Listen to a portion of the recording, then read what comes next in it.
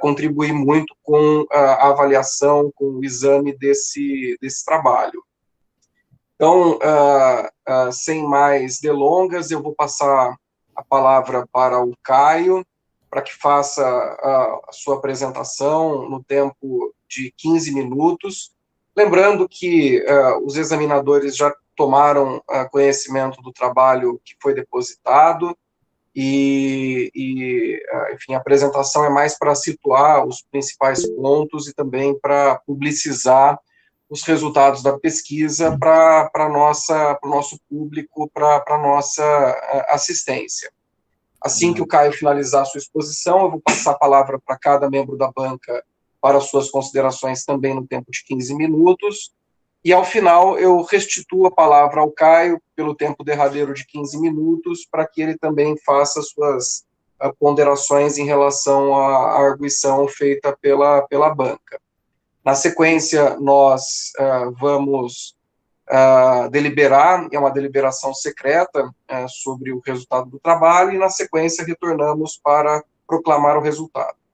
Então, obrigado, Luiz Paulo, obrigado, Massoneto. Vou passar a palavra para o Caio, para que faça a sua apresentação em 15 minutos, e aí seguimos com a arguição. Muito obrigado. Obrigado, Levi, professor Luiz e professor Massoneto. Eu vou colocar em modo de apresentação, então não vou conseguir acompanhar vocês aqui por vídeo. Mas aí, qualquer ponto, vocês podem interromper para eu fazer alguma questão.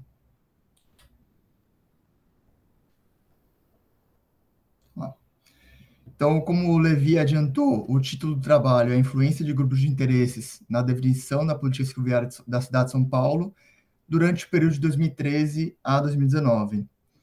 Então, nesse período aí, o objetivo do estudo foi olhar as gestões de Fernando Haddad, João Dória e Bruno Covas, ali pegando até um ano antes do término da gestão do Bruno Covas do mandato passado.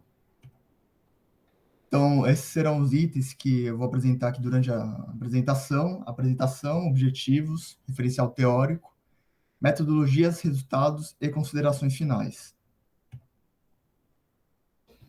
Então, o primeiro ponto sobre o tema da pesquisa, ele surgiu, essa minha inquietação, justamente por algumas questões. A minha visão de munícipe, do interesse da própria política pública em questão, que hoje a cidade de São Paulo é uma cidade, em sua maioria, uma cidade carrocêntrica, então as pessoas utilizam muito o modal do carro para se locomover, para se comover para algum local, para ir para parque, além do próprio transporte público por ônibus, mas em sua predominância o transporte por carro. Então, ali durante o primeiro ano, o mandato ali da gestão do Fernando Haddad, houve um grande avanço da política pública escoviária da cidade de São Paulo. Tudo bem que ela já existia, ali durante a gestão Kassab e até no início da década de 80, mas foi ali durante a gestão do Fernando Haddad que a política pública ela teve um boom na sua expansão. E também, durante o ano de 2015 e 2016, eu participei de campanhas políticas e a pauta da ciclovia foi uma pauta que tantos vereadores, deputados, prefeitos, eles criticaram ou apoiaram essa política pública. Então, foi uma política pública que naquele período, foi uma política que que esteve bastante até na mídia. Teve casos da própria Globo, outros canais de televisão, apoiando ou criticando a forma como foi implementada a política pública cicloviária. Então, por todas as questões, surgia essa inquietação de estudar de como foi criada essa política pública cicloviária. Tenho como ponto de partida a minha defesa da qualificação em dezembro do ano passado, então fez um ano, que eu tive bastante contribuições do professor Massoneto, da professora Cíntia, e também do meu ex-orientador, o Aldo. Então, só vou pegar alguns pontos da abordagem dele naquele período. A Cíntia, ela chegou a mencionar que, para eu mudar, né, a questão de pesquisa, Até ela deu uma sugestão de como se deu o processo participativo na construção da política ferroviária. O Massoneto chegou a explanar, né, que o modelo que eu estava utilizando, né, o estudo de caso, ele já é a gente não pode se basar ele como modelo normativo, né, eu não posso me embasar a política pública como modelo normativo, né, ela tem que ser uma bússola, que aí uma frase que ele destacou, que eu achei bem interessante, que existem pressupostos políticos e a participação não necessariamente é um pressuposto. Foi até um debate que eu fiz com o Levi na época, que eu acredito que sim,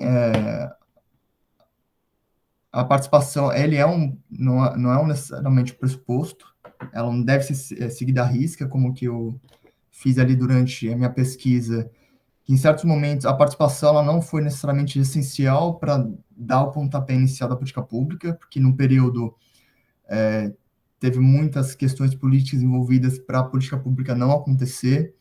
Então, teve até um relato ali do secretário Tato, que falou que se a gente continuasse com muita participação, a gente daria brechas para vários grupos, vários interesses, e impedisse que a política pública acontecesse. Mas mesmo assim, mesmo que a política pública, em alguns momentos, ela não pode, não necessariamente ela precisa de uma participação, eu acredito que a participação é importante para dar abertura para a população ela participar, para a população conhecer a política pública e também para a população ela utilizar a política pública. Até utilizando, retomando ali em 2019, quando na aula do professor Massoneto, na matéria de cidades inteligentes, ele abordou ali o conceito de nudge, né? Que é um estímulo, um empurrãozinho, um cutucão.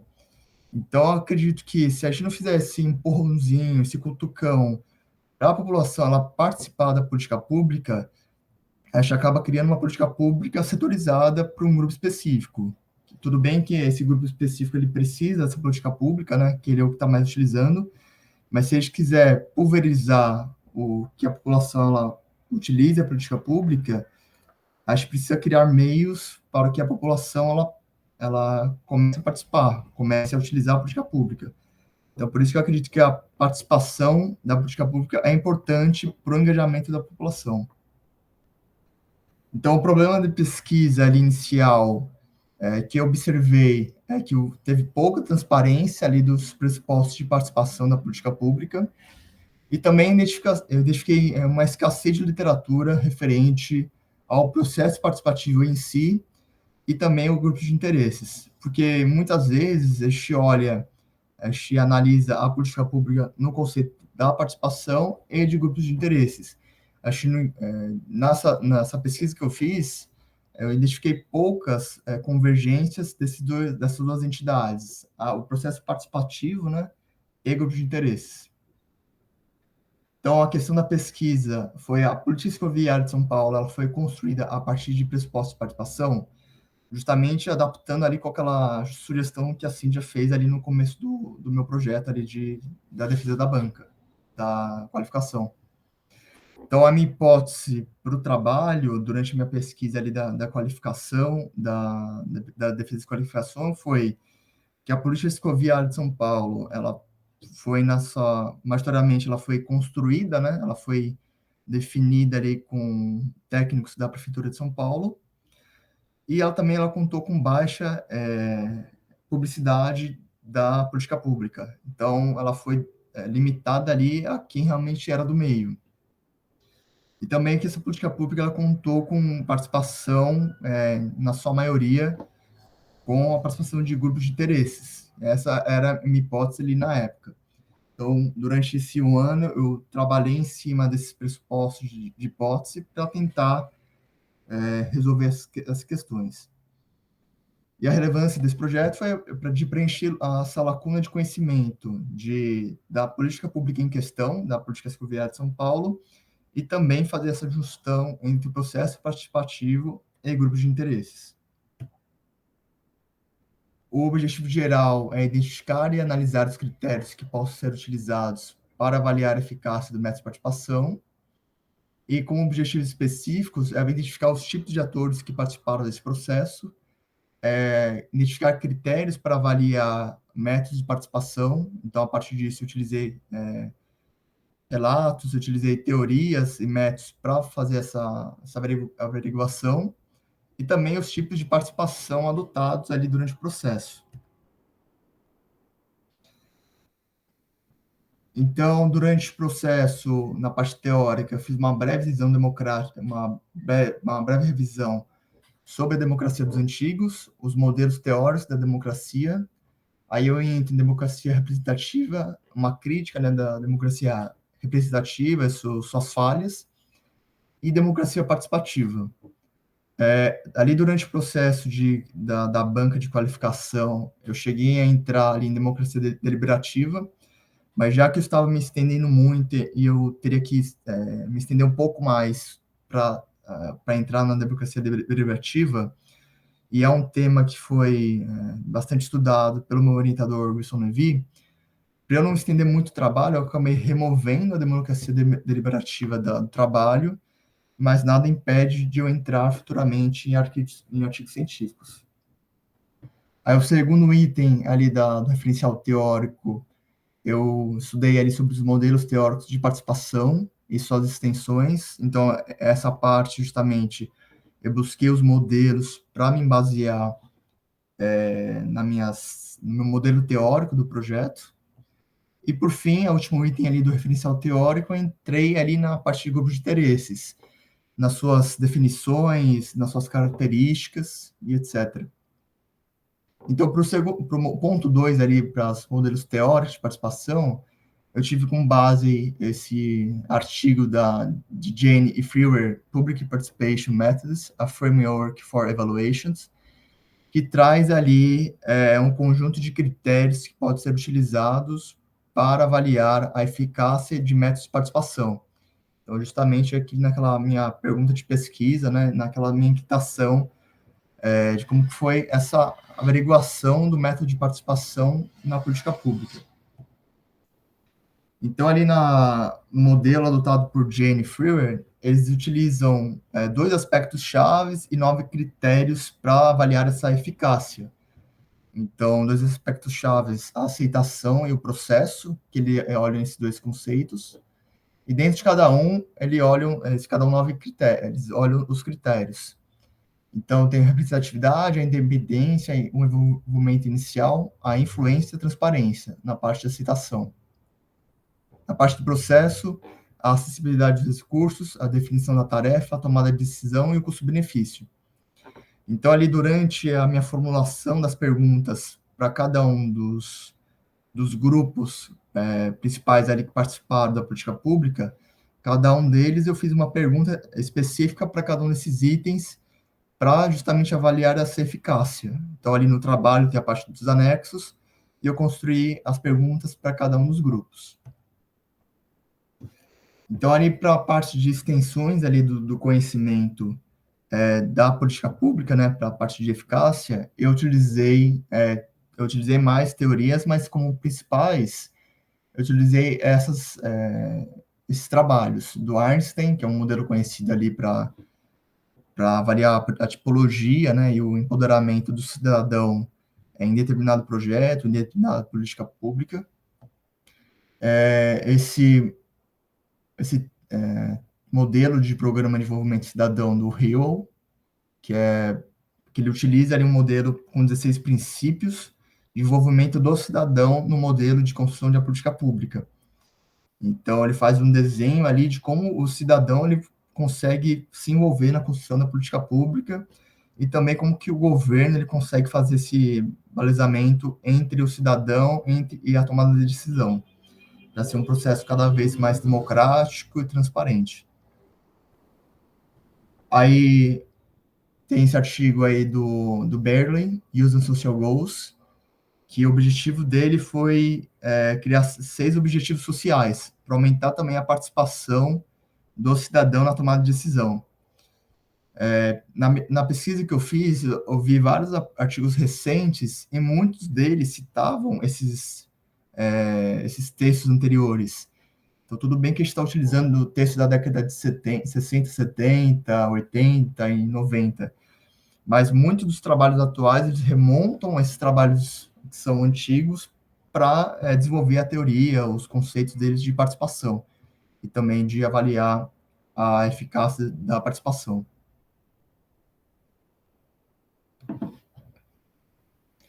Aí, da parte de grupos de interesses, eu não citei nenhum artigo específico aqui, porque esses foram os principais atores, principalmente Andrea, sobre trabalhos sobre lobby e grupos de interesses. Então, me baseei ali em vários trabalhos desses dois autores, em conjunto ou separados, que eles falam ali sobre os conceitos que envolvem o lobby, as suas características, formas e atuações. E dentro de um desses trabalhos, eles classificaram ali 3 formas de um envolvimento ali na parte de grupos de interesses. E um deles é a parte do advocacy, que durante ali a minha pesquisa eu identifiquei que o estudo de caso que eu fiz, né, da principal entidade, ela utilizou ali de técnicas de advocacy, mesmo que em primeiro momento ela não tinha esse conhecimento do que era esse advocacy, né, quais são as principais características, mas dali da classificação criada ali pela André, pelo Mancuso, ela se encaixa na parte do advocacy.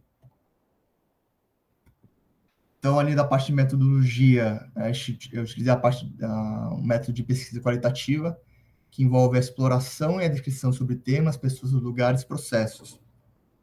Também para obter a perspectiva e pontos de vista dos participantes.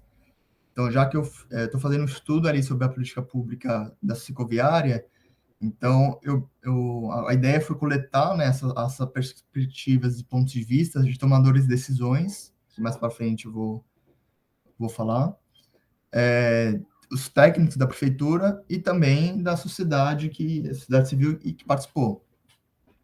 Então, a estratégia de pesquisa foi utilizar o estudo de caso, né, com análise intensiva de um fenômeno espacialmente delimitado, observado em determinado período. Então, como base ali para utilizar o estudo de caso, utilizei os trabalhos de Wynne para fazer toda a classificação e todo o método do estudo de caso. E o único estudo de caso ele foi selecionado analisando uma organização da sociedade civil em uma cidade. Então, traduzindo, né, se trabalha sobre um único estudo de caso, no caso a ciclocidade, uma única unidade de análise, a cidade de São Paulo, e 3 subunidades, tomadores de decisões, tecnocratas e sociedade civil.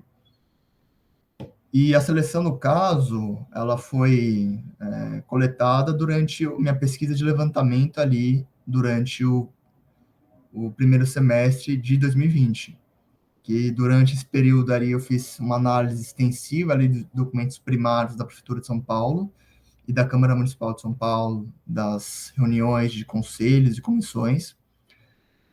E dentro dessa minha pesquisa, eu identifiquei que teve vários grupos de interesse ali, várias entidades do segmento do modal da bicicleta que participaram desse processo. Então, ali, para selecionar, né, a entidade que mais se identificou, mais se destacou no processo, eu utilizei ali como o mais relevante a número de presenças, o poder de articulação e também essas presenças indiretas em reuniões da Câmara Temática de Bicicleta, audiências públicas e oficinas participativas. Então, dentro desses características aí, eu identifiquei que a ciclocidade foi a que mais se destacou, ali também por ser uma entidade mais antiga aqui da cidade de São Paulo, do modal de bicicleta. E para fazer esse estudo aí desses quesitos aí de participação, presenças, eu utilizei a ferramenta da Microsoft Power BI para fazer todo esse levantamento e análise de dados para identificar essa entidade. Aí a parte de coleta de dados do estudo de caso, analisei documentos primários e registro de arquivos, as entrevistas e observação direta. E dentro da teoria de Wynne, ele fala que é necessário fazer uma triangulação de dados. Aí eu peguei até uma citação ali do trabalho do Eisenhard, que fazendo que essa triangulação, o trabalho ele consegue ser mais consistente na sua elaboração. Então, aí eu classifiquei o estudo em 3 grupos: tomador de decisão, técnico de sociedade civil, justamente pelos perfis de cada um, né, de envolvimento do trabalho. Durante a coleta de dados, eu utilizei a ferramenta Transcriptor, que eu fiz toda a entrevista com cada um desses grupos, já que eu perderia muito tempo fazendo a transcrição das entrevistas. Eu paguei essa ferramenta de inteligência artificial, que conseguiu identificar ali as falas, e depois precisei fazer um trabalho de uma melhor pontuação, uma melhor correção ali do que foi escrito. Mas aí eu tive sucesso em utilizar essa ferramenta, que me agilizou em pelo menos 2 semanas do trabalho. E também a ferramenta Power BI, que eu identifiquei no começo. Aí, para análise de dados, eu utilizei um método, né, a técnica elaborada por Strauss e Corbin, que se identifica em 3 etapas. A parte de Open Coding, que é a codificação aberta, que eu faço uma microanálise de linha a linha das falas de cada um daqueles grupos. Após isso, o Axial Coding, que é uma codificação axial, que eu faço um agrupamento em cada uma daquelas falas que eu identifiquei no item anterior. Aí, a partir disso, eu faço uma análise a partir da teoria ali das perguntas que eu fiz. Então, em cada uma dessa classificação de eficácia, eu fui juntando para fazer esse agrupamento aqui dentro do trabalho, para também fazer a segunda parte do trabalho. E depois disso, eu fiz a última etapa, que é um refinamento das categorias. Então, após fazer esse cruzamento de informação entre a teoria, né, eu fiz um novo agrupamento para criar um guarda-chuva de uma categoria maior. Aí a ferramenta utilizada para fazer esse trabalho de análise de dados foi o Atlas TI, uma ferramenta paga, mas eu utilizei um voucher de estudante para também não pagar por essa ferramenta. Então, ali o resultado foi que a ciclocidade, né, durante a gestão, foi a entidade que mais participou, e a atuação dela se deu devido a 3 questões, né? Devido à agenda política ali do período estudado, a conjuntura política e os acontecimentos. Então, a agenda política ali durante a gestão Haddad foi muito devido ali ao novo plano diretor da cidade de São Paulo. Então, a Constituição Federal, o Estatuto de Cidade e a Lei Orgânica da cidade de São Paulo tem como objetivo ali, a cada período de ano, fazer um novo plano diretor. Então, isso incentivou as entidades da bicicleta a se articularem e também pressionarem o governo a ampliar essa política pública cicloviária da cidade de São Paulo. Isso durante o governo Haddad, da parte da agenda política. Ali, durante o ano ali da gestão João Dória, muito devido ali à forma como foi implementada a política pública da cicloviária, houve muita crítica. Então, no primeiro ano, o objetivo foi, até uma citação do próprio secretário Aveleda, foi a suspensão do plano cicloviário devido à falta de condições políticas para a remoção da política cicloviária. Então, houve muita crítica durante aquele ano que a política pública não andava, mas justamente foi por uma decisão política para não dar andamento, porque se o secretário Aveleda, na minha entrevista, ele chegou a mencionar, se eu removesse uma malha, alguma ciclovia, daria brecha para outras pessoas também me pressionarem para remover. Então, a estratégia adotada foi suspender o plano, começar a iniciar um planejamento para revisar e também apaziguar essas pressões que haviam para a remoção da malha. E ali, durante a gestão do Bruno Covas, teve uma piora da relação entre as entidades, né, da Câmara Temática de Bicicleta e a ciclocidade, devido ali à forma de atuação do primeiro secretário que conduziu a pasta. que muitas decisões eram tomadas ali no gabinete, né, sem articulação com as entidades da, da temática da ciclovia, ciclocidade e a Câmara Temática.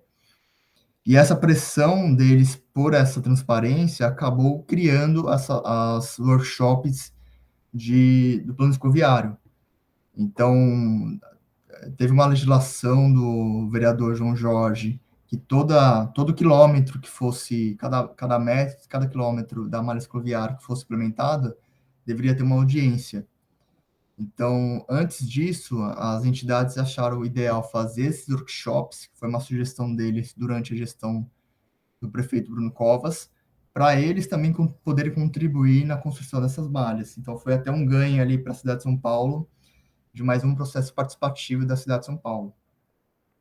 Da parte de conjuntura política, o ponto principal ali foi a jornada de junho de 2013, que foi um marco ali da parte de mobilidade da cidade de São Paulo, que muitas entidades pressionaram o governo da parte de mobilidade, criar mais modal, redução de custos, melhoria na qualidade de transportes públicos. Então, essa parte de conjuntura política foi o principal que eu consegui identificar. E os acontecimentos também que contribuíram para a construção dessa política pública e também foi uma pressão ali da ciclocidade, foram algumas tragédias que aconteceram ali na Avenida Paulista. Então, tudo bem que em alguns momentos foi antes do governo Haddad e outros durante, mas aí ocorreram algumas mortes na Avenida Paulista que chamaram a atenção da sociedade civil e também da mídia. Então, para mencionar alguns, a morte da Márcia Prado em 2009, Juliana Dias em 2012, e o marco principal ali, que teve um momento de pressão da ciclocidade, principalmente, durante ali os 3 primeiros meses do governo Haddad, foi aquela amputação do braço do David Santos ali na Avenida Paulista em 2013. Então, teve o relato de uma entrevistada ali da sociedade civil que mencionou que o filho do Fernando Haddad, ele foi a Paulista, conversou ali com os manifestantes que estavam indignados com o acontecimento, e o filho do Haddad, ele falou que é uma decisão política do prefeito que eles daria foco dali para frente para a expansão, para a criação, né, e expansão da malha cicloviária. Então, a partir dali é que, dessa tragédia ali do David Santos, principalmente, é que a política cicloviária ela entrou, de fato, ali na pauta política, da pauta de política pública da cidade de São Paulo.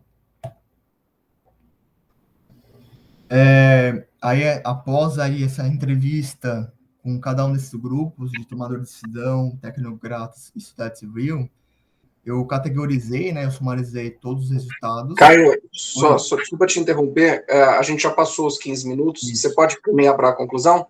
Sim. Obrigado.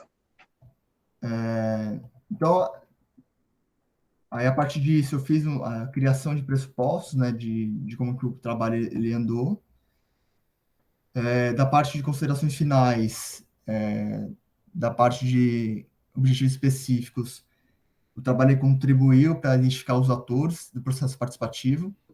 Então, foram identificados os tomadores de decisões, tecnocratas, sociedade civil. Na parte do objetivo específico, identificar os critérios de eficácia, foi utilizada aquele trabalho de Jane Frewer, e a partir disso eu criei 9 preposições sobre a eficácia do método de participação.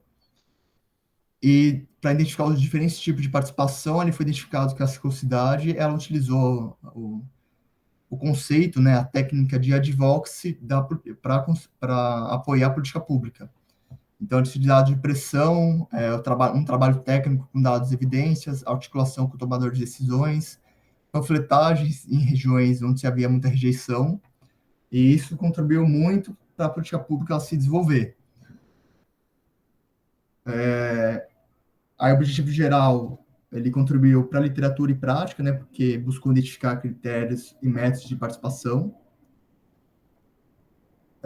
Também contribuiu para a literatura, né, para continuar esse debate de participação e também essa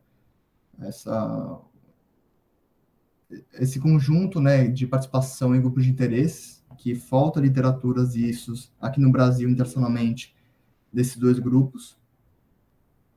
Esse trabalho teve uma limitação ali por ser um único estudo de caso, né? Ele não permite muito uma generalização. E também teve muita baixa aderência ali de tomadores de decisões e técnicos. Eu consegui 50% de técnicos, de tomadores de decisões que participaram, e técnicos também eu tive muita baixa aderência, porque tentei mandar e-mail para a parte jurídica da CET, mas mesmo assim eu tive pouca aderência dessa parte de técnicos. Aí, para sugestões futuras, a validação desses critérios de participação no trabalho, até seu aperfeiçoamento, também utilizar outras teorias e métodos de analisar a participação em grupos de interesse em política pública. Aí eu deixo aberto aí para a banca para suas considerações. Obrigado. Obrigado, Caio, pela sua apresentação completa, densa, profunda, que acho que exprime um pouco, pelo menos, a minha impressão sobre a qualidade do seu trabalho. E eu passo, então, a palavra ao professor Dr. Luiz Paulo Rouanet para que faça a sua arguição no tempo de 15 minutos. Obrigado pelo convite. Caio, você pode retirar a apresentação aí? Posso. Obrigado.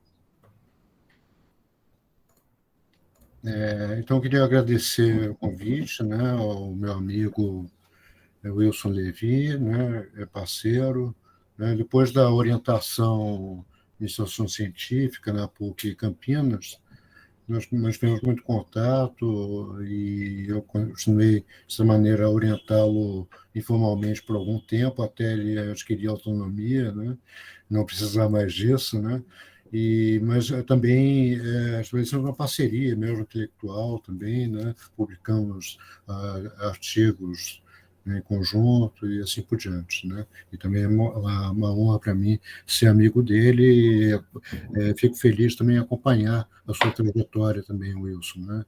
Seja exercendo o cargo junto ao poder público, seja como acadêmico, né? Seguindo uma trajetória muito interessante. Sou Luiz Fernando, um prazer conhecê-lo, né? E espero, né, ter novas oportunidades aí para também fazer uma troca intelectual. Bom, Caio, normalmente eu faço uma arguição assim, sistemática, escrevendo, redigindo e tal, mas dessa vez eu não tive tempo, né?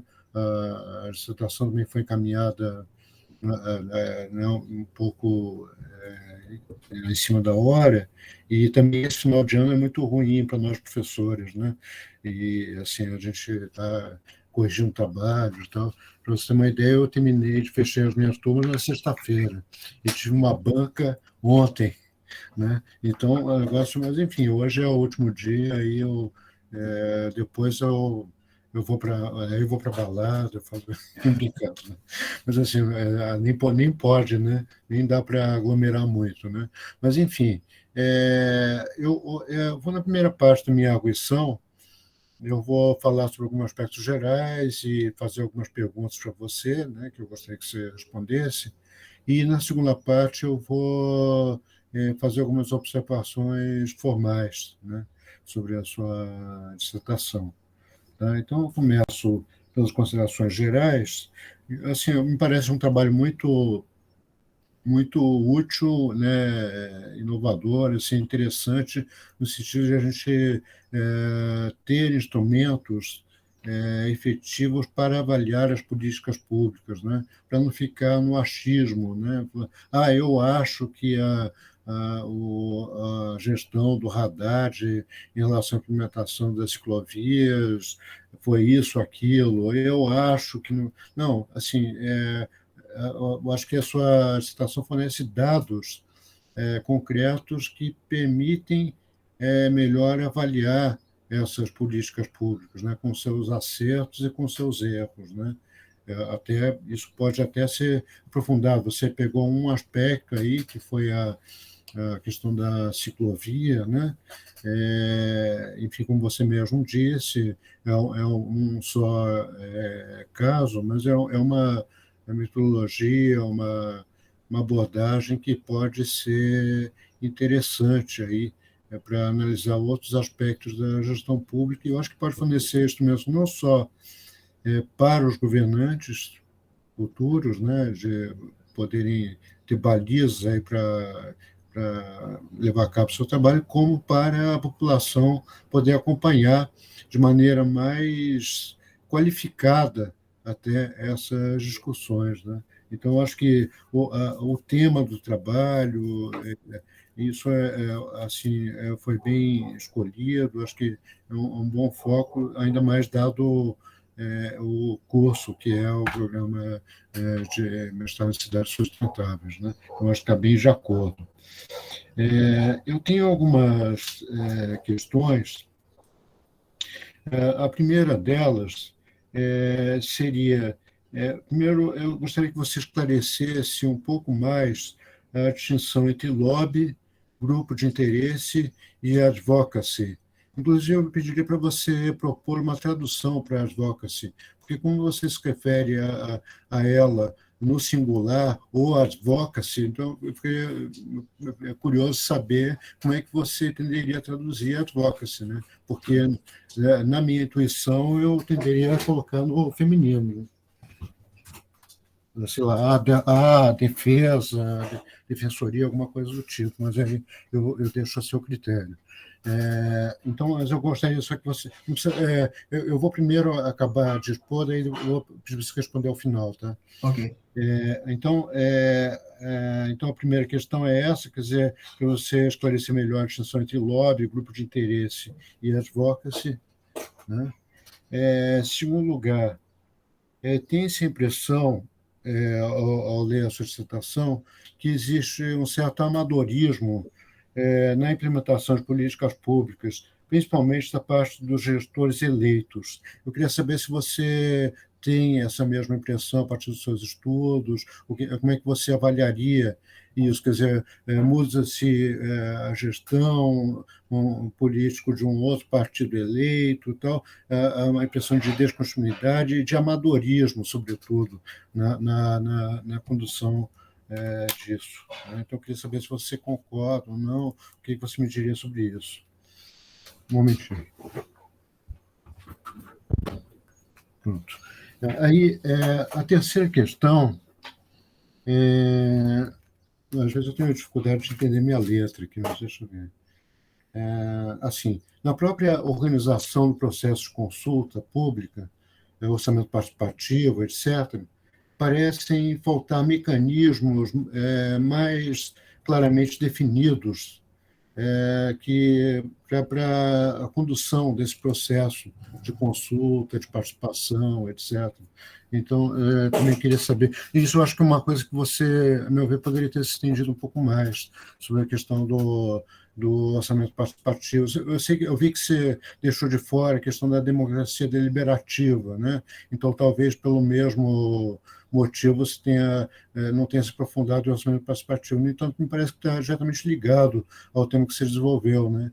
Então, eu queria ouvir de você, porque o orçamento participativo teve um boom, digamos assim, no Brasil, no início do século XXI, né, na primeira década. Então, eu acompanhei um pouco isso, porque nessa época eu tratava de temas correlatos, e então durante esse período eu pude acompanhar um pouco uma experiência que surgiu originalmente, me parece, em Porto Alegre, depois se estendeu e tal, mas que a partir de um momento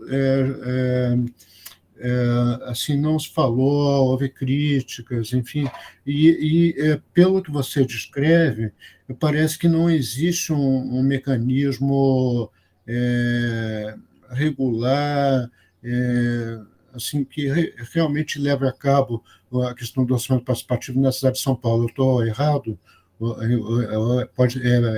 provavelmente é desconhecimento meu. Eu queria saber se você tem alguma informação adicional sobre essa questão do orçamento participativo na cidade de São Paulo, né? E quarta e última questão teórica, né? A teoria da ação comunicativa de Habermas, eu senti falta na bibliografia, né? Porque eu vejo assim que, quando se pensa em participação popular, etc., então é um autor que, assim, ele formulou com a sua teoria da ação comunicativa e outras obras que se seguiram elementos para se pensar a questão da participação, né? No entanto, apesar do seu orientador ser versado em Habermas, ter escrito a respeito, etc., no entanto, no seu trabalho, na sua bibliografia, não aparece, né, também. Então, eu sei, assim, eu tenho consciência, né, que a Habermas é um autor difícil, né, enfim, não é para amadores, né? Você falou que o Brasil não é para amadores, que Habermas também não é para amadores, né? Mas assim mesmo eu acho que é uma referência importante, né? Então eu me pergunto por que ele não consta aí, por que você não utilizou, tá? Então, assim, ainda nesse tópico de bibliografia, um outro autor que eu senti falta foi Max Weber, porque você cita indiretamente, você cita Weber a partir de Bobbio, mas o Weber não é um autor assim assim inacessível, escrita, quer dizer, existem traduções, tal, e especialmente um livrinho a política como vocação, né? Que eu acho que é um texto essencial para o que você está tratando. E aí, no caso, não se justifica você citar a partir de terceiros, né?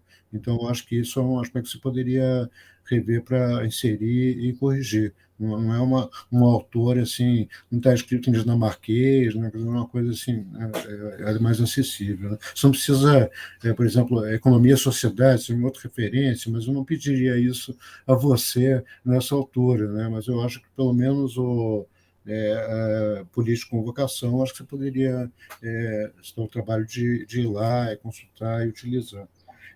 Eu sei que quando a gente está fazendo uma dissertação de mestrado, tem um tempo determinado, não dá para fazer, né, uma série de coisas, mas acho que pequenos ajustes podem ser feitos aí até antes de entregar para a versão definitiva, né?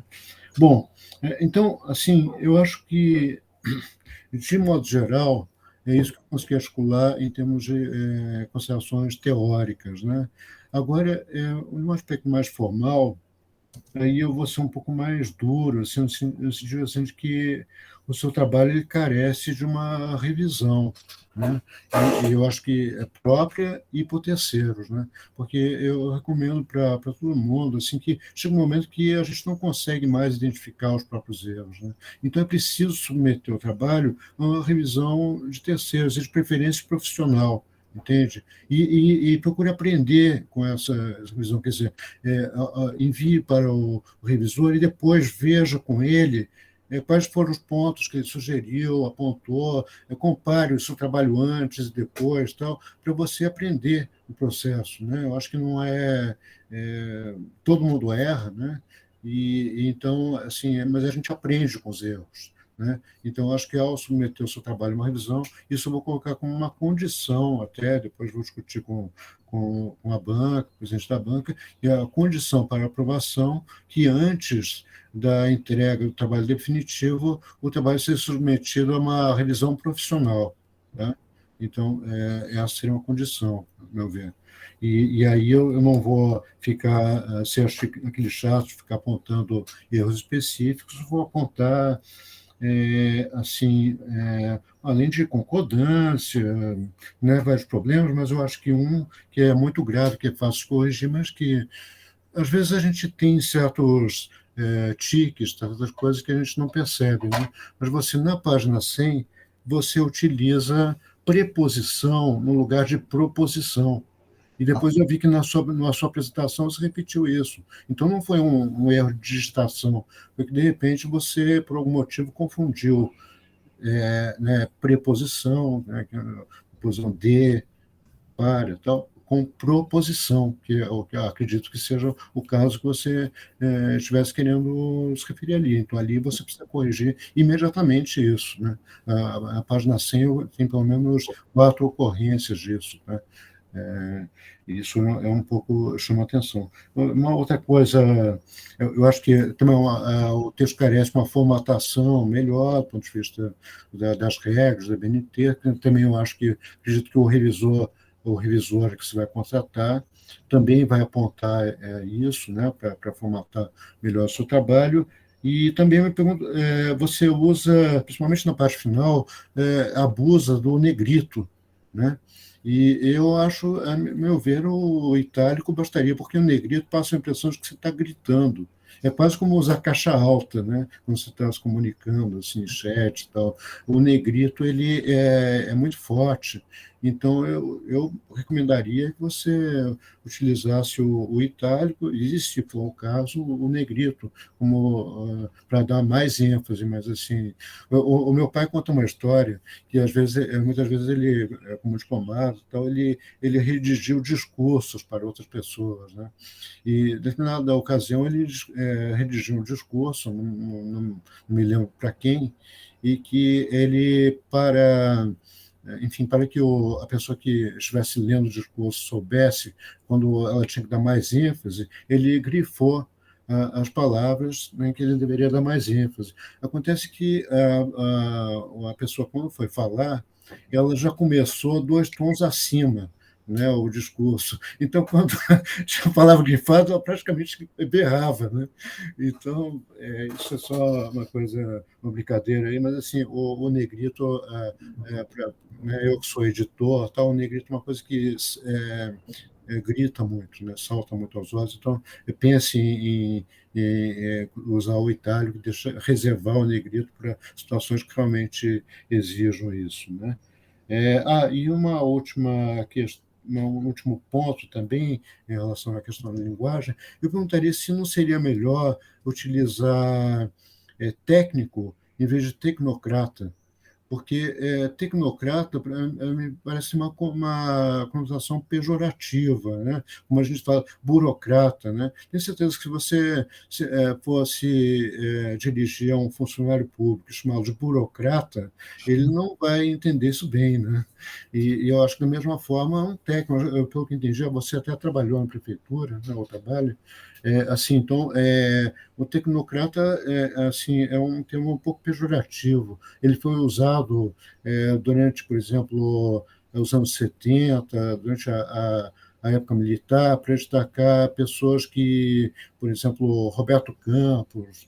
Então, pessoas assim que acreditavam que bastava focar no aspecto técnico, independente das questões políticas, né? Mas, então, a meu ver, tem uma conotação um pouco pejorativa. Então, acho que você poderia pensar em utilizar técnico em vez de tecnocrata, né? Mas eu acho que eu vou ficar por aqui, eu acho que eu já levantei, né, várias questões, né? E, então, esses aspectos formais, isso, por exemplo, para você ver depois com o seu orientador, mas, assim, realmente eu vou sugerir que seja enviado para uma revisão profissional antes da entrega definitiva. Agora, as outras questões teóricas que eu gostaria de te ouvir. Ficou claro para você quais são as 4 questões que eu coloquei? Sim. Sim. Então, professor Wilson, era isso. Então. Obrigado, Luiz Paulo, pela leitura bastante atenta do trabalho. Enquanto você fazia a arguição, eu me lembrei do livro do Max Weber, Ciência e Política, Duas Vocações, que foi um livro que você me presenteou logo após a defesa do meu doutorado, que você teve a oportunidade de assistir. Um livro que eu gosto bastante, que eu costumo recomendar. Vou passar agora para o professor Luiz Fernando Massoneto, para que também faça a sua arguição no prazo de 15 minutos. E aí, na sequência, a palavra retorna para o Caio para as suas considerações. Professor Massoneto, obrigado por ter aceito o convite. Bom, inicialmente, bom dia. Vocês me ouvem bem? Sim. Então, cumprimentar o professor Wilson, agradecê-lo pelo generoso convite para participar dessa banca. Ao lado, agora conheço o professor Luiz Paulo Rouanet, também uma alegria estar ao lado do professor. nesse fim de ano, que é uma época de, né? Todo mundo fala que agosto é o mês do cachorro louco, é o mês difícil. Fala, não, para quem não é professor é novembro, entre novembro e dezembro, trabalhos para corrigir, as últimas bancas. Então, a gente está aqui no dia 21 ainda finalizando o ano acadêmico, mas com muita satisfação, muita alegria. Cumprimentar o Caio pelo trabalho que apresenta. Eu acho que o seu trabalho, fazendo uma leitura interna do programa, como arguidor da casa, ele é um trabalho que corrigidos os problemas de forma já apontados pelo professor Luiz Paulo, tem alguns aspectos de metodologia que são importantes e que eu considero avanços dentro do nosso mestrado, né? E eu vou começar minha arguição apontando esses elementos, porque eu acho que eles são importantes de serem destacados, né? Primeiro que o nosso programa, ele é um programa na área de planejamento urbano, né? E o seu trabalho tem a felicidade de fazer conexões entre a ciência política e, né? Isso não é uma questão tão simples, a gente nem sempre vê essa conexão sendo feita nos trabalhos ou da ciência política ou do planejamento urbano, e eu acho que você traz uma bibliografia importante para os estudos do planejamento urbano. Então, apesar das lacunas já apontadas pelo professor Luiz Paulo, eu acho que tem lacunas teóricas importantes, eu acho que você internaliza uma bibliografia da ciência política para a avaliação de uma política pública do urbano, que é importante para o nosso campo teórico, para o nosso campo de desenvolvimento intelectual. Então, a primeira nota que eu traria sobre o seu trabalho. Uma outra nota formal, e já dizendo por que eu considero o seu trabalho importante, é o formato de dissertação, né? E uma das dificuldades que a gente tem, dado o nosso corpo discente heterogêneo, o que ao mesmo tempo é uma virtude e um desafio, né, do nosso programa, é termos um modelo do que é uma dissertação, ainda mais uma dissertação feita em prazo tão curto como são as dissertações atualmente no Brasil, né? E você localiza um problema, você pensa uma aplicação, eu acho que você faz satisfatoriamente essa aplicação. E mais do que isso, Caio, uma coisa que eu gostei muito do seu trabalho é o fato de ter uma conclusão modesta, mas ao mesmo tempo muito honesta, né? Que sinaliza os limites da sua pesquisa, outras possibilidades de reflexão a partir da sua pesquisa, né? Entregando para você mesmo, como pesquisa de doutorado, ou para um outro pesquisador, né? Possibilidades de continuidade do seu trabalho, né? Então, uma das anotações que eu fiz enquanto eu li o seu trabalho era, olha, isso tem problema o fato de ser um estudo de caso único, né? Pela questão da replicabilidade, pela questão, né, do que é específico do caso paulistano, que talvez não apareça em outros casos, e você mesmo reconhece no final do seu trabalho que essa é uma limitação. Eu acho que reconhecer limitação é virtude, né? O que você consegue fazer numa dissertação é estudo de caso único. Eu acho que mesmo se você quisesse fazer um estudo comparado, eu acho que você não teria condições materiais e tempo para fazê-lo no mestrado. Talvez isso seja uma possibilidade para o seu doutorado ou para o doutorado de outro pesquisador. E eu gostei muito como você traz essa informação no final do seu trabalho, né? Dizendo que a principal limitação do estudo é ser um estudo de caso único. Porque o estudo de caso único ele é muito importante, né? No teste do modelo que você traz, na aplicação do modelo teórico, na conexão que você faz entre duas áreas do conhecimento, a ciência política e o planejamento urbano. Para tudo isso, o estudo de caso único é importantíssimo. Mas o estudo de caso único, como você mesmo reconhece, ele tem limitações, né? E eu gostaria que você falasse um pouco sobre isso, né? Se a sua ideia de partida já foi partir do caso único ou se essa foi uma limitação que você reconheceu ao longo do próprio desenvolvimento da pesquisa, né? Eu acho que esse é um outro ponto valioso do seu trabalho, né? E outra questão interessante é que você mesmo termina o seu texto com uma agenda de pesquisa, né?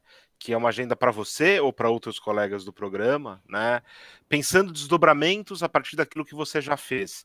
Eu acho que isso é muito importante quando a gente pensa a ciência como um projeto coletivo, quando a gente pensa um programa com uma comunidade de pesquisadores, né? Da gente não ter a pretensão de no mestrado querer esgotar, né? Um determinado assunto, sabendo que isso é impossível, mas a gente mesmo reconhece, aponta questões que podem ser desdobradas em futuras reflexões. Eu acho que isso é um mérito do seu trabalho, e eu acho que esse é um mérito em todos os trabalhos que a gente faz no nosso programa. De alguma forma, reconhecer aquilo que a gente consegue fazer com a nossa formação de origem, o nosso tempo, as nossas condições materiais, né? E abrindo possibilidades para que outros colegas peguem esses pontos e sigam na pesquisa, a gente construa um conhecimento coletivamente. Então, esse é um outro dado importante que eu gostaria de sublinhar de início, né? Acho que a sua conclusão é muito honesta. E eu acho que isso falta hoje em trabalho acadêmico, então, portanto, eu gostaria de parabenizar por isso, né? Algumas questões mais de fundo, mais teóricas, que me parecem importantes, né? E que talvez entrem aí nos desdobramentos ou questões que você pode reavaliar numa revisão do trabalho, né? Você faz uma revisão de uma bibliografia de avaliação de políticas públicas. Você mesmo reconhece aqui uma trajetória que sai do texto do Amherst, acho que é essa a pronúncia, de 69, que é um texto que tem muito impacto, né? E que é costumeiramente lembrado por quem trata do assunto, e você pega esse modelo, né, e você traz para avaliação da política do cicloviária paulistana, né? Uma primeira consideração que eu acho que vale a gente sempre lembrar quando a gente importa ou trabalha com circulação de modelos é destacar as especificidades do nosso chão local, né? Então, talvez pegar esse modelo de avaliação de políticas públicas e pensar, esse modelo ele é adaptado à realidade brasileira, ou a realidade brasileira tem algumas especificidades em relação à sua formação social que talvez mereçam outras variáveis dentro do mesmo problema, né? Porque uma coisa é você pensar um modelo de avaliação de participação numa sociedade com cultura de participação, como é a sociedade norte-americana. Outra coisa é a gente pensar a aplicação do mesmo modelo numa sociedade na qual a cultura de participação inexiste, na qual a formação social tem algumas características, um passado escravista e uma pobreza extrema, um nível de desigualdade muito diferente, um baixo nível de ativismo, né, de participação cívica, que talvez levem dificuldades para o modelo ou que exijam a gente, muito entre aspas, tropicalizar o modelo, né? De alguma forma, inserir essas variáveis da nossa estrutura social típica para fazer uma avaliação das nossas políticas públicas. Porque eu acho que a nossa burocracia é diferente, os nossos técnicos são diferentes, né? A nossa cultura de participação é diferente.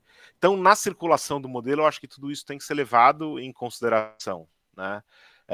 Você pega um país como a China, que tem uma cultura burocrática milenar, ou os Estados Unidos, né, e o Weber estuda muito isso na formação burocrática dos Estados modernos, é muito diferente do Brasil, né? A gente tem uma cultura, para usar a linguagem do Weber, da dominação racional legal muito recente, né? A nossa burocracia, e eu gostei da pergunta do Luiz Paulo sobre a competência do Poder Executivo, porque a impressão que a gente tem quando chega em governo, e eu tive essa experiência recente no período que você estuda, tudo é sempre muito pioneiro, né? A impressão que dá é que a gente nunca herda alguma coisa, a gente nunca pega uma burocracia já formada, salvo uma ou outra carreira, né? Carreira jurídica, carreira de tributos, né? Em geral, são essas duas grandes carreiras que a gente tem no Estado brasileiro, né? As carreiras relacionadas à justiça, as carreiras relacionadas a impostos, né? Então, carreiras intermediárias de políticas públicas, né, praticamente inexistem, né? Nessa gestão recente foi criada a carreira aqui em São Paulo do gestor público, né, aos moldes do que tem no governo federal, especialista em gestão de políticas públicas, né? Talvez isso impacte daqui a um tempo os estudos sobre a burocracia e a tecnocracia, os técnicos em São Paulo, mas acho que esse é um dado que tem que ser levado em consideração, né? Uma outra questão na circulação do modelo, para usar uma expressão que você trouxe na sua apresentação, São Paulo é uma cidade carrocêntrica, né? Essa particularidade da cidade, ela afeta ou não a aplicação do modelo, né? Pensando aqui já o transbordamento para um estudo de caso comparado, mesmo dentro do Brasil, a gente teria resultados diferentes do ponto de vista de resistência ou ao modelo pela questão da centralidade que o automóvel desempenha no desenvolvimento da cidade, né? A gente sempre tem piadas em São Paulo, o programa de paulistano durante muito tempo de sábado foi lavar o automóvel, né? Todo mundo comprava o carro e todo mundo tem uma foto ao lado do automóvel. Isso não é um caso só de São Paulo, né? O filme Aquários, do Kleber, reflete muito isso, né? A família revendo as fotos e alguém pergunta por que todo mundo tem foto ao lado do carro? Porque é um grande símbolo de aquisição, de ascensão, você comprar o próprio automóvel, né? Então tem tudo isso no imaginário, e a gente viveu isso na prefeitura, no estabelecimento das ciclovias, né? Era desafiar um imaginário que tem o carro como centralidade. Era difícil colocar uma outra racionalidade de segurança do ciclista, ou mesmo de concorrência entre modais, né? Porque a cultura do automóvel é muito forte. Então isso talvez devesse ser levado em conta na aplicação do modelo, né? Faz diferença essa cultura relacionada ao automóvel na aplicação ou não do modelo? Era um outro dado que eu gostaria de trazer, né? E eu gostaria de trazer algumas questões, Caio, que são como eu vejo a questão da participação a partir do meu ângulo de observação do planejamento urbano, que é o ângulo do direito, né? Que, de certo modo, isso não é objeto do seu trabalho, mas poderia estar refletido no trabalho, que é como as cortes lidam com a questão da participação, né? E tem um elemento que você traz, ainda que indiretamente, que é como a inovação ela vira, ou melhor, como a participação ela virou uma estratégia defensiva contra qualquer inovação em política pública, né? Então, claramente, a ideia do vereador, ao estabelecer uma exigência de audiência pública para cada novo quilômetro de ciclovia, não era levar a participação, era bloquear a política pública, usando como pretexto a participação, né? E aqui tem uma questão muito especial, eu não sei se é o caso brasileiro, mas eu posso falar que é para o caso paulistano, que é a judicialização das políticas públicas hoje tem como principal ponto de apoio a falta da participação. A grande dificuldade de se avançar na legislação urbanística nas cidades, a gente tem muita dificuldade de criar um ambiente de testes sobre a legislação urbanística. A gente tem muita dificuldade de criar aquilo que chama de sandbox regulatório, de tentativa e erro, né? Porque você tem uma judicialização e uma exigência de participação que, no fundo, é uma falsa exigência de participação. O próprio professor Levi escreveu sobre isso na sua coluna da UOL, né, sobre qual que é o sentido dessa participação, né, e como que a participação acabou se transformando num recurso, né, contra políticas públicas inovadoras, né, e o judiciário abraçando isso e bloqueando as tentativas mais progressistas no âmbito das políticas. E eu acho que isso tem que estar refletido em qualquer trabalho de participação que a gente faça no Brasil, né. Eu não sei como que em outros ambientes de muita cultura participativa, né, como que as cortes lidam com a questão da participação. Se a participação ela é um tema do controle judicial de políticas públicas. Mas no Brasil isso ganhou uma tal centralidade, né, que a gente precisa trazer esse tema para o nosso debate, né? Inclusive porque você traz aqui uma reflexão nas proposições que você traz, que mostra a exigência de um debate mais complexo e sofisticado sobre a participação, e que escapa do controle binário que o judiciário costuma fazer do lícito e ilícito. Não dá para tratar a participação no âmbito desse caráter binário, né? Uma política pública é lícita porque teve participação, ela é ilícita e a lei é inválida porque não teve participação, porque tem uma zona intermediária imensa, né? Que é da própria participação. Algumas políticas a gente vai ter que começar com uma participação menor. E o seu trabalho nesse ponto tem uma importância. Acho que trazer essa discussão ela é importante também, porque vocaliza, né, a complexidade do tema participação, né, e mostra a inconveniência da gente tratar a participação no âmbito normativo do lícito e ilícito, né? Talvez seja um trabalho importante para a gente colocar uma crítica ao participativismo, né, ou a pior forma de mobilização da participação, que no fim e ao cabo inviabilizaria uma política progressista como a da expansão das ciclovias, né? Eu acho que o que o seu trabalho aponta, e que é contraintuitivo para quem estuda a participação no âmbito do direito, é que a política pública progressista só foi possível porque teve inicialmente um baixo grau de participação.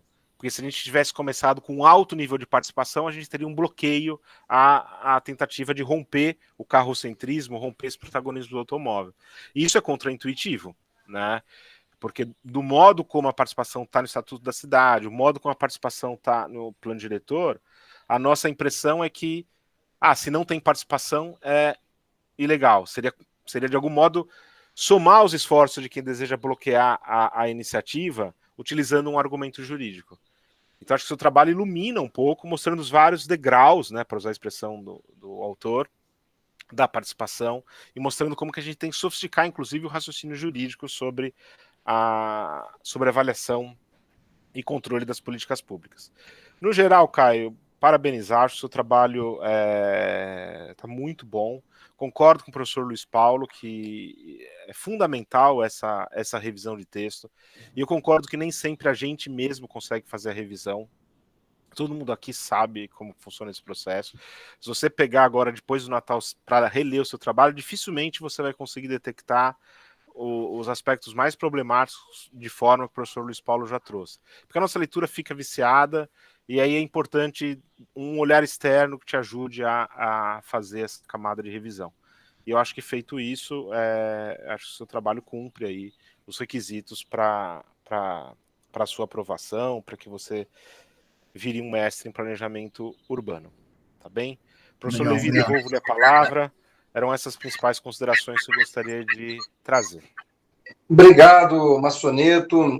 Anotei aqui vários pontos, inclusive de inquietação minha como pesquisador. Acho que a sua fala ajuda a organizar um pouco esse meio de campo, ao mesmo tempo em que traz inquietações e questões adicionais.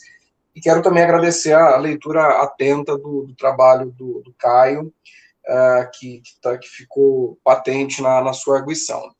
Então, agora, Caio, você tem 15 minutos para fazer as suas considerações sobre as ponderações da banca, e, na sequência, a gente passa para a etapa de deliberação. Legal. Obrigado, Levi, Luiz, Ronê, Massoneto. Eu comecei pela revisão. De fato, essa parte de revisão, em alguns momentos, eu deixei passar mesmo. Essa parte, quando você mencionou da preposição, proposição, de fato, ali, teve uma vez que eu consegui corrigir, mas com certeza teve alguma palavra ali que faltou. Então, quando eu fiz a segunda releitura do trabalho, eu percebi que estava errado e corrigi, mas como você percebeu, acabou ficando. Até ontem mesmo eu estava dando uma relida no meu trabalho e encontrei mais alguns erros de ortografia de português. Acho que essa sugestão sua de encaminhar o trabalho para um terceiro para fazer uma revisão, eu acredito que seja muito válida. Então, assim, como o professor Luiz Fernando falou, a gente não enxerga, entendeu? Mas, então, realmente, você tem que passar para outra pessoa, e aí você vai aprender. É normal, natural. Sim. Ninguém precisa se sentir mal por isso, mas não, assim que a gente aprende. Mas eu acho que vale isso daí para justamente isso, a gente ficar cego, a gente não consegue ver mais o erro, né? Começar ali pelas questões de você, o Ronê, esclarecer a diferença de lobby e grupo de interesses. Na teoria, ali no conceito elaborado ali pela Andrea Gozzetto e para o Wagner Mancuso, não tem distinção entre um e outro. Acho que foi até um erro do meu trabalho, de uma hora utilizar uma hora utilizar outro. Acho que no começo deveria ter delimitado e a partir disso usar um conceito só. Então, o lobby e o grupo de interesse é a mesma coisa. Aí você mencionou do advocacy. Dentro do trabalho, eu faço uma distinção entre 3 conceitos que estão dentro ali do lobby, que é o advocacy, relações públicas e relações institucionais. o relações institucionais é uma relação específica de uma empresa ou de uma entidade sobre uma pauta específica, sobre um segmento específico. Nesse caso, muitas vezes as empresas, né, a Uber, 99, utilizam relações institucionais para fazer esse relacionamento ali com o governo. As relações públicas é a externalização de alguma comunicação que a empresa quer fazer. É só comunicar. Aí o advocacy é a defesa de interesses de uma ONG, é voltada a um interesse público. Então, nesse caso específico, a ciclocidade se utilizou do advocacy para defender um bem público, que é a malha ali cicloviária de São Paulo. Eu sugeriria usar o feminino. A advocacy, você está traduzindo por defesa? Não sei, é só um ok, termo, assim, entendi. fica mais natural. A advocacy.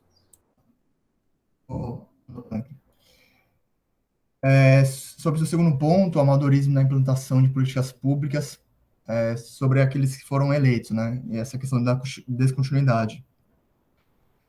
Eu tenho uma vivência minha ali na Prefeitura de São Paulo, na Secretaria de Inovação e Tecnologia, que quando a gente assumiu ali no governo João Dória, a gente conseguiu dar continuidade e melhorar a política pública. Não necessariamente a gente descartou, mudou de nome e mudou a política pública. Ali a gente conseguiu dar uma continuidade. Mas eu percebo que durante a minha pesquisa e também algumas vivências, que muitas gestões, quando troca de partido político, troca de ideologia, a tendência é mudar de nome. Então, Bolsa Família virou Auxílio Brasil, em outros programas acaba trocando de nome. Vai muito dessa falta de profissionalismo até do gestor, né, que assumiu em frente ali à prefeitura, o órgão executivo. Então, eu vejo sim que em certos momentos tem esse amadorismo de descontinuidade da política pública, e eu vejo muito que não existe a revisão da política em si. Se é bom ou não, vamos eliminar. Não tem essa pesquisa, esse estudo com dados da política pública. Então, sim, eu vejo em muitos casos o amadorismo. Sobre orçamento participativo, eu não entrei muito no trabalho sobre essa questão, justamente ali porque são questões um pouco diferentes, né? E a gente está tratando de orçamento. E ali, aqui no nosso trabalho, está falando mais de planejamento e tomada de decisão. Essa que muitas vezes, para executar, precisa de orçamento, mas a limitação do orçamento participativo é também porque existem dotações orçamentárias específicas para a execução dos projetos. Então, muitas vezes, o próprio orçamento participativo ele tem suas limitações, porque você tem ali uma margem de manobra muito pequena ali para você conseguir executar um planejamento. Mas, assim, na pesquisa que eu realizei, quando a população ela conseguiu indicar, a sociedade civil, né, a sociedade conseguiu indicar onde seriam as melhorias, a implementação de política pública da malha escoviária, mas a prefeitura deixou muito claro o seguinte, limitado ao orçamento.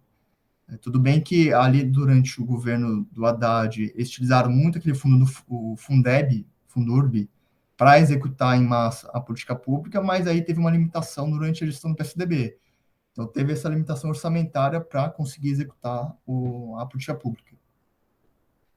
Aí, referente ao seu quarto item ali, mencionando o Habermas e até o Weber, o meu projeto ali antes da banca, na qualificação, eu comecei a me debruçar sobre eles. Mas aí eu comecei a ficar um pouco engessado em escrever o projeto, porque, como você afirmou, não é uma leitura fácil. Até o Levi, ele tem artigos, o mestrado e o doutorado dele fala sobre o Habermas, mas eu precisaria de mais tempo ali para me debruçar sobre isso. Não é uma desculpa, mas com o meu trabalho ali na iniciativa privada, e esse ano foi um ano bem atípico de projetos, eu acabei me limitando muito o meu tempo para o mestrado, para o desenvolvimento. Então, o cansaço mental, o desgaste, acabou me limitando a um desenvolvimento maior aí do projeto. A ideia era, de fato, entrar em Habermas, até em outros pontos eu iria abordar no projeto, mas eu acabei cortando para não estender, só entregar em 2024. Então, foi uma limitação estratégica para tentar entregar o projeto ainda esse ano. Ali sobre o Weber, ciência política e das vocações, de fato, não pensei sobre isso, mas acho que vale uma revisão ali da parte do Bob, que ele cita ali indiretamente alguns conceitos do Weber. Então, de fato, acho que vale essa revisão. E a parte da revisão ali do texto aí que você mencionou, que de fato realmente precisa dessa revisão. Aí do Massoneto, questionar se o trabalho foi direcionado para único estudo de caso ou foi uma limitação do projeto. A ideia ali da minha pesquisa foi realmente estudar o que aconteceu. Aí, durante o processo, eu consegui identificar que realmente teve vários entidades que participaram, mas a ciclocidade é que foi a entidade que mais participou durante articulação, pressão, etc. Então, durante a pesquisa, eu consegui identificar que era uma pesquisa de estudo de caso único, devido a essas características de atuação diferenciada aí da ciclocidade. Aí outra questão é sobre a teoria, né, da revisão da política pública. Sim. Se é o modelo de verificação se uma política pública tem os conceitos participativos ou não, se pegando alguns conceitos da Europa ou do estrangeiro traz aqui para o Brasil. Eu acredito que a gente consiga pegar alguns conceitos de participação e adotar aqui dentro do Brasil. Mas aí não quer dizer que a gente vai pegar aquele modelo e vai dar um Ctrl-C, Ctrl-V aqui. Eu acredito que existem adaptações, é muito devido à nossa realidade, à nossa forma de fazer política, muito também que a gente não é um país aí que fomenta muito o processo participativo, como você mencionou nos Estados Unidos, tem os conselhos, as câmaras dos municípios, eles fomentam esse tipo de decisão do voto. Mas, como eu coloquei ali no trabalho, não necessariamente a participação ela precisa ser um requisito para executar uma política pública. Principalmente ali durante a gestão do Haddad, o Tato me relatou que se continuasse com muita participação, o projeto não andaria, porque tinham vários grupos pressionando, queria conversar mais, queria fazer mais reunião, queria debater mais, e eles perceberam que tinha uma malandragem por trás para o projeto não andar. Então, foi uma decisão ali, política do governo de não impedir, mas reduzir a quantidade de participação para o projeto andar. Aí, em contrapartida, aqui durante a gestão do PSDB, que teve o projeto de lei ali do João Jorge, que acabou sendo aceita, aprovada, que a cada metro de inclusão da malha escoviária, você precisa de uma audiência pública. Mas até mesmo a Câmara Temática de Bicicleta e a Ciclocidade, elas criticaram esse modelo. Por que debater tanto uma política pública, sendo que tem pessoas morrendo? Então, a gente não debate para construir um túnel, a gente não debate para construir uma nova faixa para carro. Então, esse excessivo debate ele acaba prejudicando a política pública, principalmente nessa questão de segurança. Então, até técnicos da CET e a Ciclocidade e a Câmara Temática elas criticaram esse modo o excesso de debate. Mas aí o que eles sugeriram foi criar esses workshops para eles poderem participar e indicarem o melhor trajeto por onde passar a malha escoviária. Porque aí eles sabem, né, eles estão ali no dia a dia, eles conhecem os melhores caminhos. Então, em certos momentos, a participação ela pode ser ou não pode ser boa.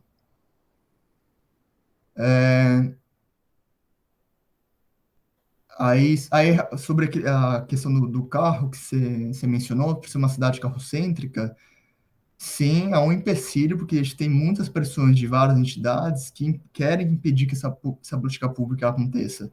Aí teve um relato ali do pessoal da ciclocidade, da Câmara Temática, sobre a ciclovia, a ciclofaixa ali da Faria Lima.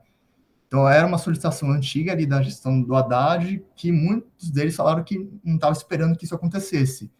E aí, durante ali o último ano do governo Bruno Covas, acabou acontecendo. Porque ali existem pressões ali de empresas para ter o andamento dos carros, para não é incentivar, mas facilitar com que o empresário, ou até mesmo o funcionário, tenha um fácil acesso de carro para aqueles que não utilizam transporte público. Então, para eles, teve uma percepção positiva dessa política pública ter acontecido ali, porque tinha muito, desde a época do Haddad, tinha muita pressão para não ocorrer, justamente para continuar com esse pensamento, esse hábito de utilizar carros para locomoção para trabalho, e justamente aquele pessoal que mora ali no centro expandido, que dificilmente utiliza transporte público. Eu acredito que os principais pontos aí abordados pelo Massoneto, pelo René, eu consegui responder, e devolvo aí para o Levi para as considerações. Eu pergunto aos meus colegas de banca se eles estão satisfeitos. Sim, da minha parte, ele respondeu a tudo que perguntava. Satisfeito. Massoneto? Tá mudo.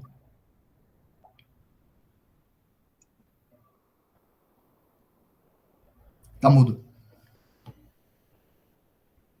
Sim, Levi, satisfeito. Acho que respondeu as questões. Legal.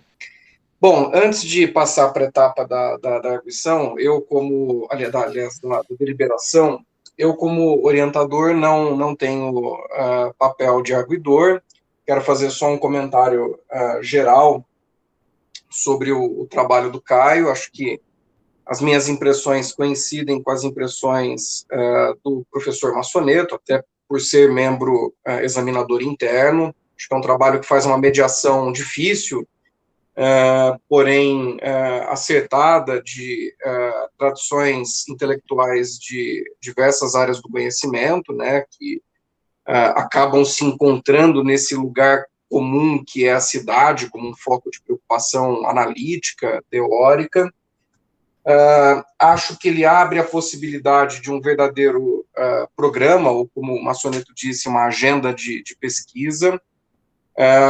Inclusive, Massoneto, me parece que a gente tem aqui uma oportunidade muito bacana de entabular uma reflexão também, o Anê, nesse debate.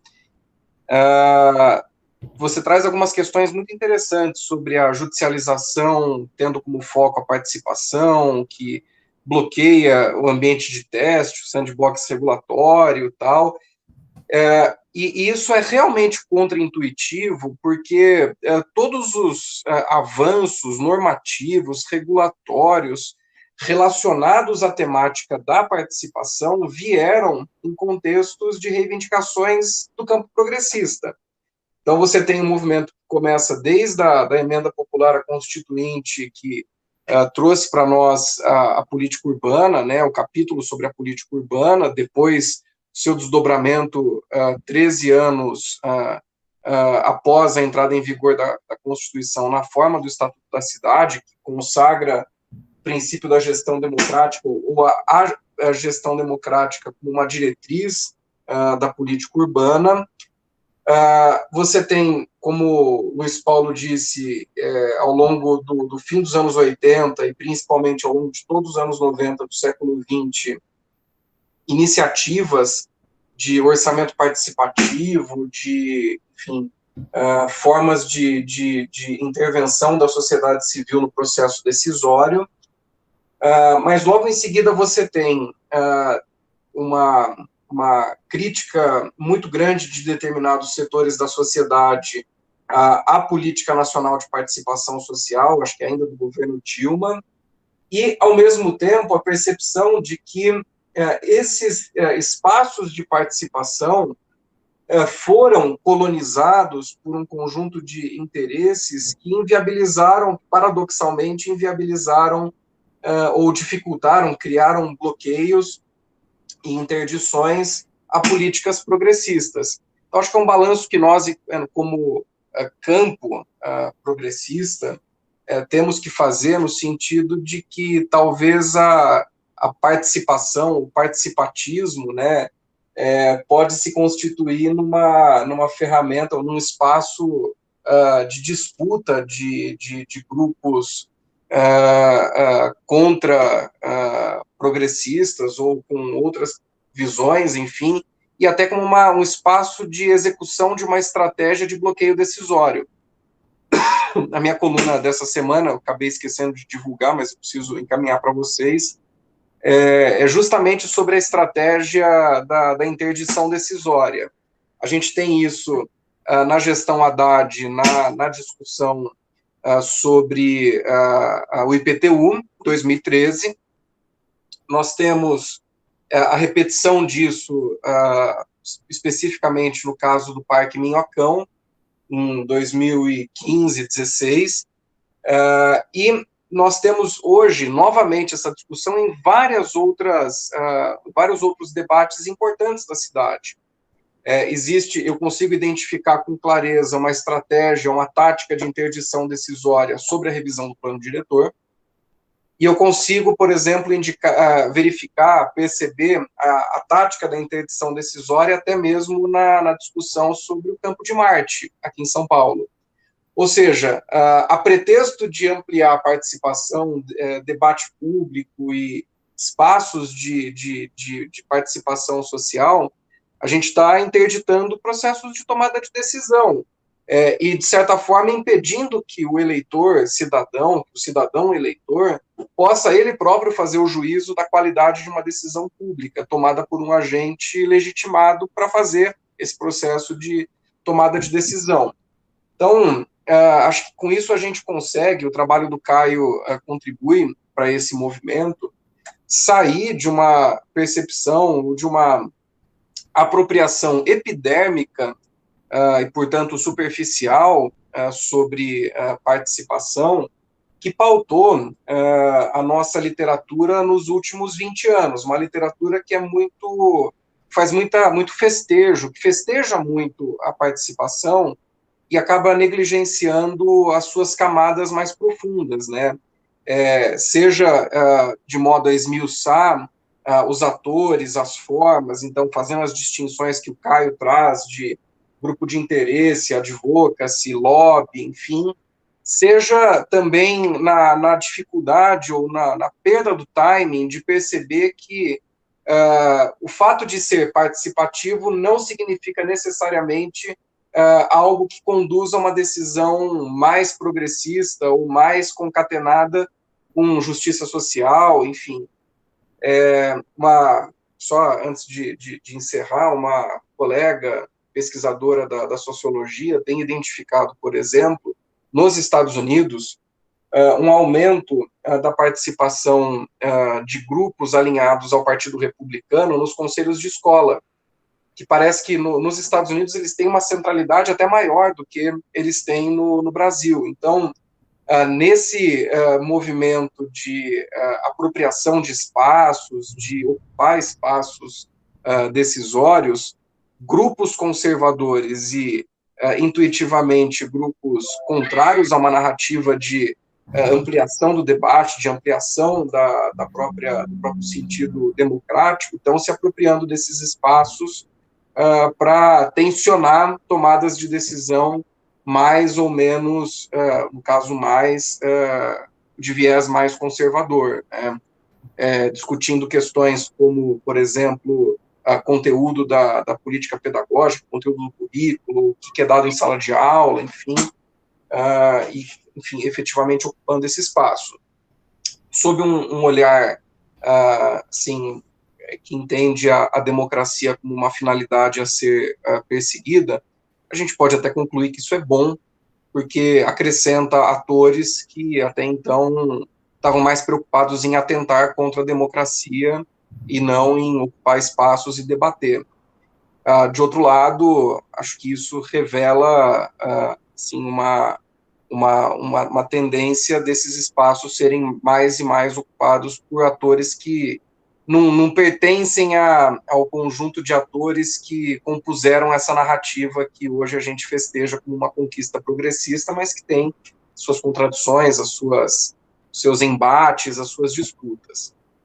Então, acho que o trabalho do Caio contribui muito para esse debate. Acho que o objetivo da orientação de um trabalho, pelo menos pessoal, era justamente tensionar esse debate dos desafios democráticos do planejamento urbano, que é o meu projeto de pesquisa. Acho que com isso ele alcança essa aderência ao meu projeto de pesquisa, problematizando uma questão que é muito pouco problematizada na nossa literatura, como ele mesmo disse na arguição, e sobre a questão da revisão, de fato, é aquela difícil decisão de encaminhar um trabalho para a banca, sabendo que ele pode receber esse apontamento, mas aí falando não só como professor, mas também como coordenador do programa, eu prefiro que a banca bata no candidato, fale, olha, você precisa submeter o seu trabalho a uma revisão final, do que a régua do regulador dizer para mim que os alunos do programa que eu coordeno defendem com atraso ou além dos 24 meses que a CAPES entende como ideal para a conclusão do trabalho. Então, é uma decisão difícil,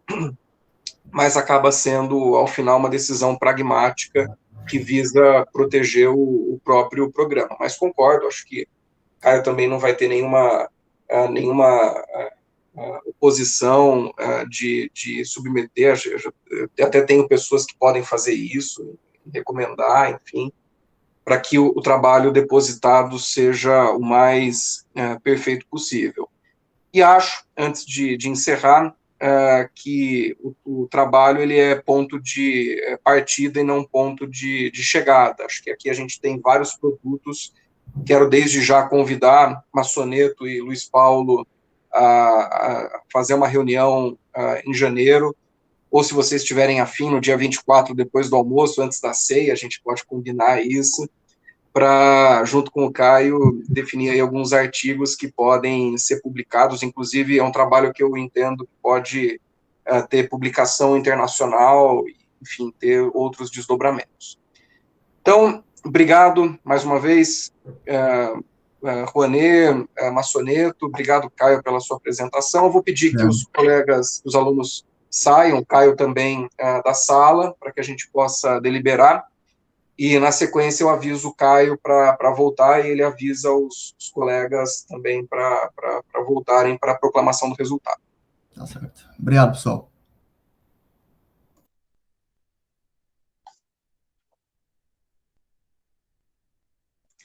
Falta só a Cecília e o Rogério.